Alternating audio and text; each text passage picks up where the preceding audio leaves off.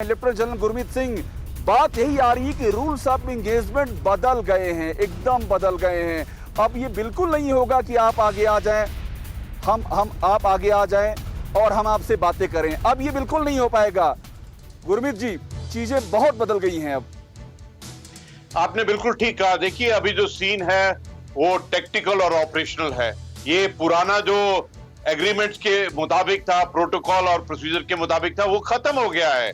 अभी देखिए कि चाइना ने, पहली बात तो ये है कि चाइना और पीएलए के ऊपर में बिल्कुल ट्रस्ट नहीं है, जीरो ट्रस्ट है। 15 जून, 29 अगस्त, 7 और 8 सितंबर के बाद में तो बिल्कुल इंटरेस्ट नहीं है। और चीन हर एक बात में झूठ बोलता है। इतनी टॉक्स की है, लेकिन जमीन पर उनकी जो चालाकियां हैं, कोशिश है, नापाक हरकतें उसी प्रकार हैं। और अभी सबसे बड़ी बात यह है कि उसने 15 जून को क्या कोशिश की, उसका मुंह तोड़ जवाब उसी वक्त दे दिया।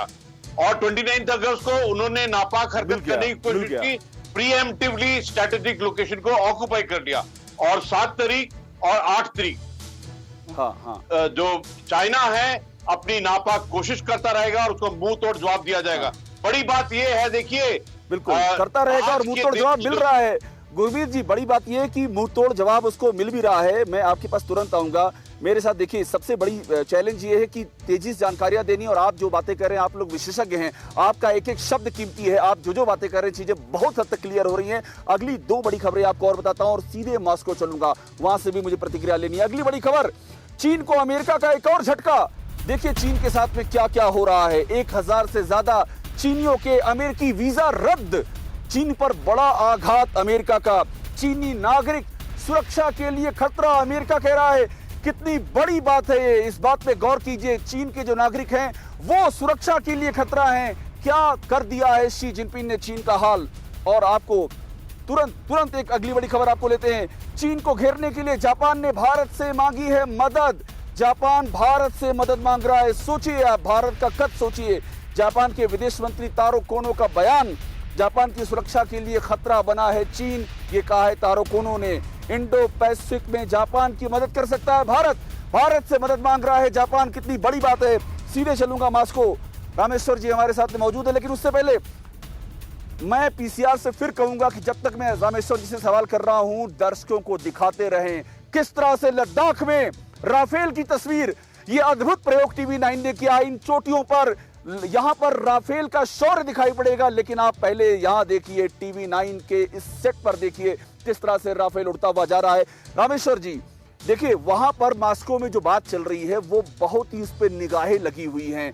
इस बीच में चीन अलग थलग पड़ता जा रहा है और अमेरिका में अलग थलग पड़ गया। रूस में भी मुझे लगता नहीं कि बहुत ज्यादा भाव मिल रहा है उसको। रामेश्वर जी,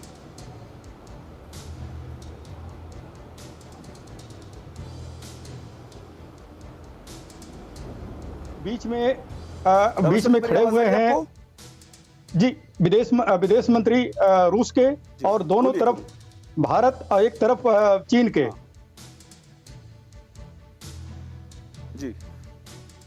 जी तो एक सिंबॉलिक को है। और अगर आप देखें, पहले तो मैं सभी भारतवासियों को, अपने देशवासियों को बधाई देना चाहता हूं कि राफेल हमारे एयरफोर्स में आ गई और आज से एक्टिव हो गई, तो बहुत बहुत बधाई। और इससे खलबली मचनी ही है जो भी हमारे पड़ोसी देश हैं, जो हमारे दुश्मन देश हैं। और इसके लिए जहां तक रही रूस और भारत की, तो आज आप देखे होंगे, आज उनकी जयशंकर जी की मीटिंग हो रही है SCO की, जिसमें ओपनिंग हुई आज सवेरे। और आज ही मीटिंग होनी है फॉरेन मिनिस्टर रूस के। और इसके बाद जो संभावना है कि चीन के फॉरेन मिनिस्टर से भी रामेश्वर जी, आप बिल्कुल ठीक कर रही है। जो मीटिंग का आप हवाला दे रहे हैं, न्यूज़ टॉप 9 रोज सुबह 7 बजे और शाम 7 बजे सिर्फ TV9 भारतवर्ष पर।